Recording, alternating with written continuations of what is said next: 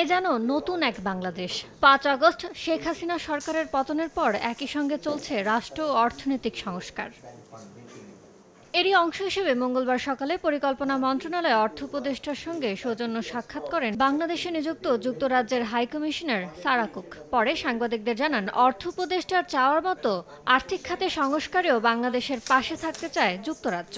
The Honourable Advisor as to the economic reforms that he is prioritising and how the UK may be able to support them. বাংলাদেশে বিনিয়োগ বাড়াতেও যুক্তরাজ্যের ব্যবসায়ীদের আগ্রহী করতে কাজ করছেন তারা। The UK is a very strong partner with Bangladesh. We have a very strong trade and investment environment. Of course, we'd like to see more foreign direct investment from the UK into Bangladesh. বিদেশি বিনিয়োগ ও বেসরকারি খাতের সম্প্রসারণকে অগ্রাধিকার দিয়ে অন্তর্বর্তী সরকার আর্থিক খাতের সংস্কারের উদ্যোগ নিয়েছে বলে জানান অর্থ উপদেষ্টা।